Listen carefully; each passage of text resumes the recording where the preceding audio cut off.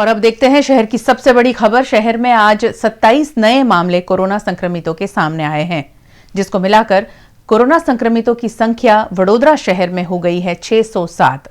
उसके साथ में 13 लोगों को आज डिस्चार्ज भी किया गया। वडोदरा शहर में आज नए 27 लोग कोरोना संक्रमण का शिकार पाए गए हैं, जिसके साथ अब कोरोना संक्रमितों का आंकड़ा शहर में 607 पर पहुंच गया है। पिछले 24 घंटों में स्वास्थ्य विभाग द्वारा 171 सैंपल लिए गए, जिसमें से 144 नेगेटिव और 27 मामले पॉजिटिव पाए गए हैं। साथ ही आज 13 कोरोना संक्रमित मरीजों को डिस्चार्ज भी किया गया है। यानी अब वडोदरा शहर में कुल मिलाकर 311 लोग कोरोना वायरस संक्रमण से मुक्त हो चुके हैं और शहर में आज कोरोना से कोई मौत दर्ज नहीं हुई है। कोरोना संक्रमण के जो नए 27 मामले आज सामने आए हैं, उसमें कुछ नए इलाके भी जुड़ गए हैं, जिसमें वडोदरा शहर का ओपी रोड का मथुरा नगर, अटलादरा का आर्य एम्पायर, पशाभाई पार्क का राधे अपार्टमेंट, संत कबीर रोड, बीआईडीसी गोरवा जैसे नए इलाकों में भी कोरोना संक्रमण पाया गया है।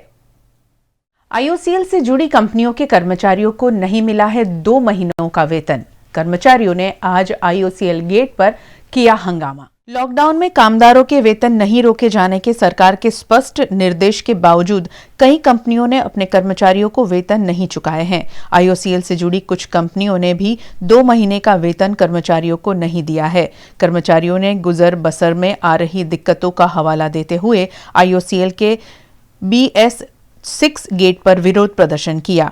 B&R, अफसोर, एनसोर कंपनियों में कॉन्ट्रैक्ट पर काम करने वाले कर्मचारियों के विरोध प्रदर्शन के दौरान बीएसएफ जवानों के साथ उनका घर्षण भी हुआ। बीएसएफ के जवानों ने 2 कर्मचारियों के साथ मारपीट की और उनका मोबाइल तोड़ दिया। दरअसल इन दिनों प्रवासी मजदूर बेरोजगारी से परेशान होकर अपने वतन लौट रहे हैं। ऐसे में इन कर्मचारियों ने भी उनका बकाया वेतन दे दिए जाने की मांग की, ताकि वे अपने वतन वापस जा सके। कंपनी के 4000 जितने कर्मचारियों का मार्च और अप्रैल महीने का वेतन बकाया होने की बात इन कर्मचारियों ने मीडिया को बताई। मैं आया गेट पे, हम लोग सब आदमी आया था पैसा के लिए, तो हम लोग बात किया, तो खाली में हम लोग बैठ के फोटो ऐसा खींचा उनका, मतलब सबका बात सुन रहा था। हम लोग तो क्या किया कि तू फोटो मेरा खींच रहा है, अभी तो मैं इतना फोटो खिंचा रहा है, तो हम आके क्यों नहीं मार रहे हैं? हम लोग को मारना चाहिए ना। मेरे को मार के और मेरा मोबाइल साहब देखो फोड़ दिया मोबाइल। आईओसीएल में गुजरात में काम करते हैं, 2 महीना से पेमेंट नहीं हो रहा है। अब इसमें हम लोग के आ रहे हैं गेट पर तो मारपीट कर रहा है। पुलिस दरोगा जितना भी है, हम लोग के खाने में घर में खर्ची नहीं है। इसमें गाड़ी भी हम लोग मेडिकल करा चुके हैं, गाड़ी नहीं दे रहा है, कैंसिल कर दे रहा है। हमको बिहार जाना है, इसके लिए हम लोग रूम में करकट के रूम है, उसमें हम लोग तो छटपटा के कोरोना से नहीं खाना पीना एक सांझ खाते हैं, एक सांझ भूखा रहता है। और पैसा मांगने पर करता है कि वो दे दिया है, वो कंपनी को मैं B&R को दे दिया है। आपको पैसा नहीं मिलेगा तो आप क्या करोगे? क्या करेंगे? हम लोग यहाँ गेट पर रहेंगे, क्या करेंगे? हम मारल जा रहे हैं। इसे पुलिस CISF वाला मारपीट कर रहा है, पूरा प्रशासन जुटा दिया है। अब मोदी जी कहते हैं कि इतना दे दिए, उतना दे दिए, ऐसे किसी को पैसा नहीं कटा जाएगा। अब पैसा तो मिल नहीं रहा है, मोदी जी कहाँ इतनी घड़ी चलेगा? B&R कंपनी में काम करता हूँ, मुझे 2 महीना से सैलरी साफ नहीं मिला है। रूम में राशन नहीं है खाने के लिए। सरकार बोले है कोरोना है, ये बहुत भयंकर बीमारी है। हमको तो लगता है कि कोरोना से तो नहीं, पर भूखमरी से हम लोग जरूर मर जाएंगे। हम लोग मजदूर हैं, अभी मजबूर है, हम लोग क्या करें? हमारे दुख, हमारे समस्या कोई नहीं सुन रहा है यहाँ पे। इसीलिए आप कहाँ पर खड़े हो? अभी हम लोग गुजरात रिफाइनरी के गेट पर खड़े हैं। यहाँ पे हम लोग यहाँ आए थे अपने स्टाफ से बात करने के लिए। स्टाफ कोई हमारा सुनने वाला कोई दिक्कत नहीं है। तो हम लोग यही रिक्वेस्ट करते हैं, जब तक हम लोग की समस्या का हल नहीं होगा, हम लोग यही गेट पे अपना जान प्राण सब दे देंगे साहब। भले अगर कोरोना से नहीं, हम लोग अपने जान प्राण दे देंगे यहाँ गेट पे। हम लोग तो कोरोना से नहीं, पर भूखमरी से मरना है। मरेंगे तो यही गेट पर मरेंगे, हम लोग रूम में नहीं मरेंगे। यहाँ पर बहुत सारा रूम मालिक भी है, बहुत अच्छे हैं, पैसा भी नहीं ले रहे हैं, पर बहुत लोग ऐसा भी है जो 1 रुपया भी नहीं छोड़ रहे हैं। इसीलिए हमारा समस्या को और सरकार से निरोध है। सबसे भी मैं हाथ जोड़ के विनती करता हूँ कि हमारे सब वर्कर भाइयों का प्रॉब्लम सुने और प्रॉब्लम की समस्या का दूर करे। बस यही मैं सुनना चाहता हूँ। देखो हम कुछ नहीं बोल सकते, है ना। ये हमारा जो PRO डिपार्टमेंट बोलता है, हम नहीं बोलते हैं, ठीक है ना। जो आपने सिचुएशन देखा, आप लोगों ने देखा, जो सुना वही आप लोगों ने देखा, मैंने भी वही देखा, ये है ना। कितना योग्य है सर? बीएसएफ के एक जवान ने इन लोगों को पीटा है? नहीं, हमारे किसी जवान ने पीटा, आप लोग खड़े थे, हम लोगों ने उनको समझाया। इन लोगों का बताना है कि हमें नहीं, कि हमारे किसी जवान ने नहीं पीटा, मेरे किसी जवान ने नहीं पीटा। वो जो था उनका अपना इशू था, पेमेंट को लेके इशू था, उनका अपना इशू था। मेरे किसी, मैंने खुद सिचुएशन में आके देखा, कोई नहीं पीटा, हमारा कोई जवाब। अभी आपने देखा पुलिस वाले कर रहे थे, समझा रहे थे। चल रहा है, प्रोसेस चल रहा है। कब तक मिलेगी इनको खबर? मिल जाएगी, जल्दी मिल जाएगी। पेमेंट नहीं हुआ है, सोशल डिस्टेंसिंग के लिए तो बोला गया है, सोशल डिस्टेंसिंग का फॉलो तो हर आदमी को करना है। पेमेंट मिल जाएगा, जल्दी मिल जाएगा। वेरिफिकेशन हो रहा है, पेमेंट हुआ नहीं हुआ वो दोनों काम हो रहा है। जब पेमेंट अगर जिनका बचा हुआ है उनका जल्दी मिल जाएगा। लॉकडाउन को 1 महीने से ज्यादा वक्त हो गया है और अब लॉकडाउन के साइड इफेक्ट सामने आ रहे हैं। कई कंपनियों ने कर्मचारियों को नहीं चुकाए हैं वेतन। कर्मचारियों द्वारा बकाया वेतन दिए जाने की मांग की जा रही है। कोयली निकट धनोरा गांव में स्थित हेटिक इंडिया कंपनी में करीबन 350 जितने कर्मचारी कॉन्ट्रैक्ट पर कार्यरत हैं, जिनको लॉकडाउन में 15 दिनों की छुट्टी दे दी गई थी। लेकिन अब कंपनी के स्थायी कर्मचारियों के साथ कंपनी शुरू कर दी गई है और सिर्फ 150 लोगों को वेतन चुकाया गया है, जबकि अन्य लोगों का वेतन अब तक बकाया है। कंपनी के इन अस्थायी कर्मचारियों ने बकाया वेतन चुकाने की मांग के साथ कंपनी के बाहर प्रदर्शन किया। पिछले 5 दिनों से ये कर्मचारी वेतन की मांग कर रहे हैं और वेतन नहीं मिलने से कर्मचारियों को गुजर बसर में काफी दिक्कतें आ रही है। अमने पगार मળી નથી રહ્યો, બ્રેક 15 દિવસની આપેલી, પાછા બોલાવવામાં આવ્યા નથી અને આ ગયા મહિનાનો પણ પગાર નથી આપ્યો અને કોન્ટ્રાક્ટરને બોલાયો, કોન્ટ્રાક્ટરવાળાને તો એવું કહે છે કે કંપનીમાંથી પગાર નહીં મળ્યો અમને, તો અમે તમને નહીં આપી શકીએ। 152 જણો થયો 350માંથી, બીજાનો બાકી છે। ओयो द्वारा संचालित होटल शगुन के कर्मचारियों को नहीं मिल रहा है वेतन और लॉकडाउन की ये साइड इफेक्ट सामने आई है। ओयो द्वारा की जाती अवैध गतिविधियों को भी इन कर्मचारियों ने उजागर किया। तालाबंदी को 50 से ज्यादा दिन बीत गए हैं और तालाबंदी में हर तबके के लोगों को परेशानियों का सामना करना पड़ रहा है, चाहे वे बड़े उद्योगपति हो चाहे छोटे स्तर के कर्मचारी। पिछले 50 दिनों से सभी तरह के रोजगार बंद है। ऐसे में अब कर्मचारियों को वेतन देने में सभी को दिक्कतें आ रही है। अलकापुरी में स्थित होटल शगुन के कर्मचारियों को भी प्रबंधन द्वारा वेतन नहीं दिया गया, न ही होटल की तरफ से खाने पीने का कोई प्रबंध किया गया है, जिससे होटल के कर्मचारी मुश्किल में पड़ गए हैं। कर्मचारियों के पास इतने पैसे भी नहीं हैं कि वे अपने वतन वापस लौट जाएं। ऐसे में इन कर्मचारियों ने अपनी समस्या वीएनएम के जरिए बयां की। Sir, my name is Jitendra, मैं राजस्थान से हूँ और मैं समथिंग यहाँ पे 40 दिन से फंसा हुआ हूँ यहाँ पे, और मेरे साथ में ये दोस्त वगैरह भी है, ये भी महाराष्ट्र से हैं, ये भी फंसे हुए हैं। ये लोग और हम लोग सब यहीं पे सगुन होटल में जॉब करते हैं। हम यहाँ पे जब आए थे तब इन्होंने हमसे वादा किया था कि आपको खाना और सैलरी पूरा मिलेगा। जब लॉकडाउन लगा तो इन्होंने हमें लगभग 20 से 25 दिन खाना दिया, उसके बाद में हमारा खाना भी बंद कर दिया और हमसे बोलते हैं कि कोई भी पगार नहीं मिलने वाला है और बोला है कि आप घर जाइए, आपको केवल 500 रुपये देते हैं, इसके बाद में हमारे पास कोई पैसा नहीं है देने के लिए। आप दे रहे हैं कि पैसा मेरे को ओयो से नहीं मिला है, जबकि ओयो से सारा पेमेंट पहले ही हो चुका है। हमने ओयो में बात की है इसके बारे में। सर, मैं शगुन होटल में सर्विस का जॉब करता था नाइट शिफ्ट में।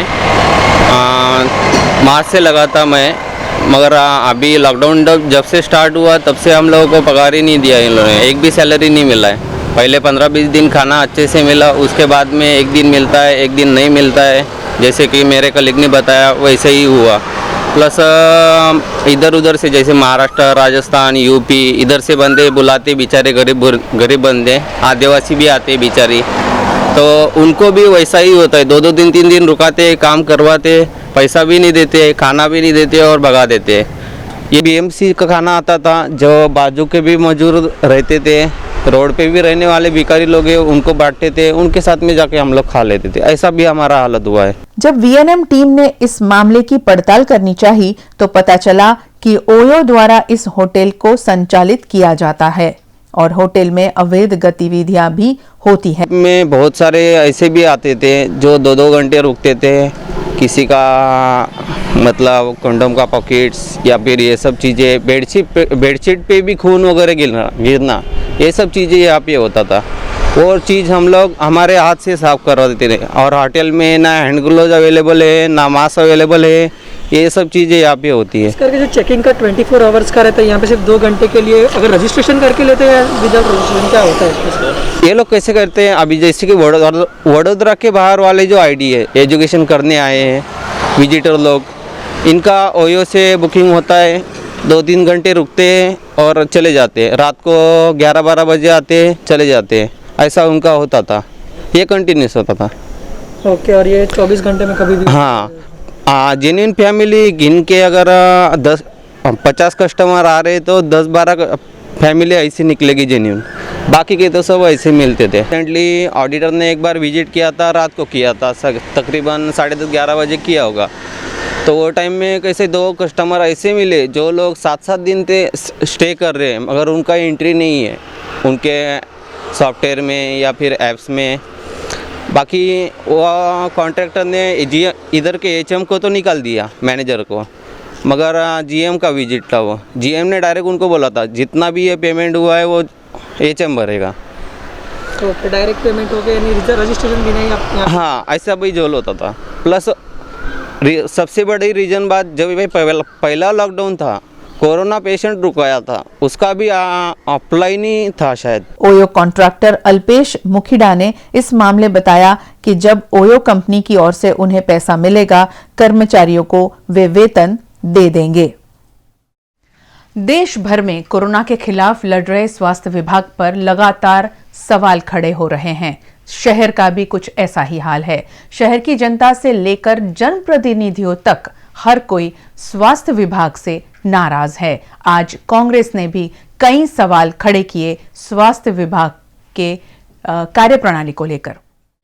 कोरोना महामारी के खिलाफ लड़ रहे स्वास्थ्य विभाग की कमियां लगातार सामने आ रही हैं। शहर में कोरोना के कई केस हैं, फिर भी शहर में स्वास्थ्य विभाग की कार्यवाही सटीक नहीं है। इससे पूर्व भाजपा के 2 विधायक भी स्वास्थ्य विभाग की कार्यप्रणाली पर अपनी आपत्ति जता चुके हैं। ऐसे में शहर कांग्रेस अध्यक्ष प्रशांत पटेल ने भी इस मामले आवाज उठाई है। आरोग्य तंत्र पर अमे वारंवार रजूआत करी है कि भाई तमे टेस्टिंग करो वडोदरा शहर में, कारण के वडोदरा शहर 2nd नंबर आवतो होय पॉजिटिव केस में, तो स्वाभाविक वस्तु है टेस्टिंग करवू जोईए। परिस्थिति एवी थाय छे कि तमारी कीटों में खामी आवे छे, जे अमे तमारा माध्यमथी तंत्रना माध्यमथी जाणवा मळे कीटोनी खामीने लीधे पाછી खेंची ले छे। કેટલીક બેટરમાં અમને એવું જાણવા મળ્યું કે એક જણને પોઝિટિવ આવ્યો હોય અને થોડી બીજી જગ્યાએ ચેક કરે તો નેગેટિવ આવે। બીજી વસ્તુ મહત્વની એ છે કે જ્યારે સરકારે આટલી ગંભીરતા આ કોરોના વાયરસના સમગ્ર વિશ્વ જો કોરોના વાયરસની મહામારીમાં ફસાયેલું હોય ત્યારે તંત્રની વિશેષ જવાબદારી આવે છે। કેટલીક વાર લોકોના તાવ છે કે નહીં, એ મશીનો લઈને લોકો રોડ પર નીકળી જાય। અમારે ગઈકાલે જ દેવેશભાઈ અહીંયા છે ઇન્ચાર્જ મેન આરોગ્યના, એમને રજૂઆત કરવી પડી કે ભાઈ તમે જ્યાં સુધીને આરોગ્ય ડિપાર્ટમેન્ટ વડોદરા શહેરમાં આજે આરોગ્યની શાખા 20 થી 25 કોર્પોરેશનની હોય તો ત્યાં પબ્લિકને ટેસ્ટિંગ કરવા જોઈએ। કોઈપણ કાર્ય કરતા હોય, હું તો કહું છું ભાજપ કે કોંગ્રેસનો કાર્ય કરે ના જવું જોઈએ, કારણ કે જે મેડિકલ વસ્તુ છે એ મેડિકલની વસ્તુ મેડિકલના નિષ્ણાંતો ડૉક્ટરને જ ખબર હોય, બીજા કોઈને ખબર ના પડે। એટલે આરોગ્ય સાથે પણ આવા ચેડાઓ થઈ રહેતા, અમારી રજૂઆત પછી બંધ કરવામાં આવી। ભાજપના જ ધારાસભ્યએ વિરોધ કર્યો હતો કે ભાઈ ગોત્રીમાં જે થઈ રહ્યું છે, તંત્ર ચાલી રહ્યું છે, સદંતર રીતે નિષ્ફળ છે, કોઈ સુવિધા નથી મળતી। અમે તો એ પહેલાં વારંવાર રજૂઆત કરી હતી। ગોત્રીમાં એક મેટર એવી આવી કે જે ગોત્રીમાં જે લોકોને પોઝિટિવ કેસ છે એ લોકોને એડમિટ કર્યા હતા, એ લોકો બારીની બહાર આવીને ત્યાં આગળ કોંગડા કરતા હતા, પાણી રેડતા હતા, પોતાના માસ્ક નાખી દેતા હતા, એ માસ્ક લઈને કૂતરાઓ સોસાયટીમાં ફરતા હતા, સોસાયટીઓવાળાએ વિરોધ કર્યા। વાત મહત્વની એ છે કે જ્યારે આરોગ્ય ડિપાર્ટમેન્ટને આ કોરોના વાયરસ એટલે મહત્વની ભૂમિકા આરોગ્ય ડિપાર્ટમેન્ટની હોય। આરોગ્ય ડિપાર્ટમેન્ટની જે ભૂમિકા છે એ ભૂમિકાને લઈને આજે તમે જોઈ લો કે કેટલીક જગ્યાએ મીડિયાના માધ્યમથી પણ જાણવા મળ્યું છે કે સદંતર રીતે નિષ્ફળ ગયું છે। અને અમારી પાસે જે લોકોના ફોન આવે છે કે ભાઈ આ આરોગ્ય ડિપાર્ટમેન્ટમાં કેટલાક પોઝિટિવ કેસ અંદર ગયા હતા, તો એવું કે અમને 2 દિવસ લગીને બેસાડી રાખવામાં આવ્યા, અમને કોઈ ટ્રીટમેન્ટ નહીં કરી। કેટલા એવું કીધું કે અમને 2 ગોળીઓ વધારે આપી દીધી હતી, એ અમદાવાદી જો કેસ હતો। આ બધું અમને જાણવા મળ્યું છે।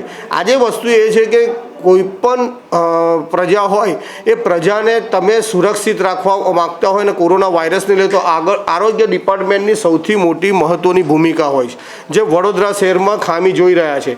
વાઘોડિયા રોડમાં જ અમના ધારાસભ્ય ડભોઈના ધારાસભ્ય સ્ટેટમેન્ટ આપ્યું કે ભાઈ અમારા વિસ્તારમાં પોઝિટિવ કેસ છે, કોઈ ચેકિંગ નથી. અને જે જગ્યાએ તમે કઈ લડત લડી રહ્યા છો એ ડિપાર્ટમેન્ટને ભાન હોવું જોઈએ, તંત્રને ભાન હોવું જોઈએ. દરેક વસ્તુમાં આરોગ્ય ડિપાર્ટમેન્ટની લાપરવાહી દેખાઈ રહી છે વડોદરા શહેરમાં, જેને લઈને વડોદરા શહેરની પ્રજા એકદમ ડરી ગઈ છે કે હવે અમારું થશે શું. તમે લોકડાઉન કરો, તમે રેડ ઝોન જાહેર કરો, તો રેડ ઝોનમાં તમે આજે દરેક જણના ટેસ્ટિંગ કર્યા. હવે એવું કહે છે ભાઈ તમામ લોકોનું, રાવ સાહેબનું અમને મેં એક ઇન્ટરવ્યૂમાં જોયું હતું કે તમામ લોકોનું ટેસ્ટિંગ શક્ય નથી. તો વડોદરા શહેરને તમે રેડ ઝોન જાહેર કર્યું છે તો શક્ય નથી, તો આપણે શક્ય કરવું પડે, એ જ તમારી કામગીરી છે. પણ તમે જે કેસ બતાવો છો જેના સિમ્ટમ્સ નથી, એવા લોકોની કમ્પ્લેન આવી છે કે ભાઈ અમારા સિમ્ટમ્સ કોઈ છે નહીં, તેમ છતાં અમને પોઝિટિવ નાખ્યા અને 1 વીક પછી અમને નેગેટિવ રિપોર્ટ આવ્યો. એવા કેસો જોવા મળ્યા છે. બીજી બાજુ રાવ સાહેબે એવું કીધું કે વડોદરા શહેરમાં જ્યારે લોકડાઉન ખુલશે તો જે કેસો, જે પોઝિટિવ કેસ દેખાતા હશે એ લોકોએ પોતાના ઘરમાં ક્વોરન્ટાઇન થઈ જવાનું, ડૉક્ટર ફોન પર વાત કરશે અને તમને ટ્રીટમેન્ટ કરશે. આ કઈ મેડિકલ સુવિધા છે? જો તમે લોકોને ઘરે જ બેસીને સુવિધા આપવાની હોય, ઘરે બેસીને ડૉક્ટર ફોન પર ટ્રીટમેન્ટ આપવી હોય, તો એવું તો દરેક રોગમાં થઈ શકવાનું છે. એટલે તમે સરકારની, વડોદરા શહેરની તો ખાસ વડોદરા શહેરની આરોગ્ય ડિપાર્ટમેન્ટ સદંતર રીતે નિષ્ફળ ગયું છે. गांव तो जाना है लेकिन ना ही पास में आधार कार्ड है और ना ही जेब में पैसे. ऐसे में आखिरकार गांव पहुंचे तो भला कैसे? ये बात है, ये परेशानी है प्रवासी मजदूरों की. केंद्र सरकार ने तो अपनी ओर से प्रवासी मजदूरों को घर भेजने की व्यवस्था के ऑर्डर राज्य सरकार को दे दिए हैं, लेकिन राज्य सरकार द्वारा योग्य सुविधाएं और सुचारू संचालन मुहैया नहीं कराए जाने से हजारों प्रवासी मजदूर दर दर भटक रहे हैं. इन प्रवासी मजदूरों में से कुछ लोग ऐसे हैं जिनके पास ना ही आधार कार्ड है और ना ही गांव जाने के पैसे. ऐसे में ये प्रवासी मजदूर फॉर्म ही नहीं भर पा रहे हैं, तो गांव तक भला पहुंचेंगे कैसे? वहीं बिहार की ट्रेन की व्यवस्था नहीं हुई होने की वजह से बिहार जाने के इच्छुक प्रवासी मजदूर कई दिनों से सड़क पर बैठकर दिन गुजारने के लिए मजबूर है. पिछले 2 महीना से मैं बड़ौदा में, मेरे घर जाने के लिए सोच रहा है, मेरे पास पैसा नहीं है. मेरे पास आधार कार्ड है, तो हुए मैं इधर पैसा भी टिकट के भरना पड़ रहा है, उससे के लिए मेरे को पैसा नहीं काम धंधा कुछ है नहीं, अभी कैसे मैं जा सकता. मैं जो इधर से मैं जामनगर जाने वाले थे, आधार कार्ड नहीं है और फॉर्म भर जाना पड़ेगा, तो फिर आधार कार्ड मांगेगा. आधार कार्ड और पैसा भी चाहिए उसके लिए. आपके पास आधार कार्ड नहीं है? आधार कार्ड नहीं है. कितने दिन से आप फंसे हैं? 22 मार्च से अभी हो गया 48, 49, 50 दिन तो हो ही गया. ऐसा थे तो खाते पीते थे और नहीं अभी. जी हम लोग 2 तारीख को फॉर्म भरे, आज ला इधर बोल रहा है कि आएगा तो आएगा, जाएगा, आएगा तो जाएगा. हम लोग कब तक इधर फंसे रहेंगे? उधर जाते हैं तो बोलता है पुलिस वाला कि कलेक्टर ऑफिस जाओ, कलेक्टर ऑफिस जाते हैं तो बोलता है रूम जाओ, रूम वाला बोलता है कि रूम खाली कर दो. किधर रहेंगे? या रोड पर रहेंगे कि किधर मर जाएंगे? हम लोग इधर 2 महीना से लॉकडाउन में फंसे हुए हैं. इधर में स्टील का काम करते थे जदूस हॉस्पिटल में, उधर से बोल रहा है कि नहीं काम करना है तो खाली करो, उधर काम बंद है. खाने पीने का कोई इंतजाम नहीं. हम लोग चिवड़ा कुछ कीन के खाते हैं, पानी सानी इधर उधर का भरते हैं, कॉल वॉल जो पीने उन्हें का मिलता है तो भरते हैं, पीते हैं. कौन सास नहीं करने वाला है.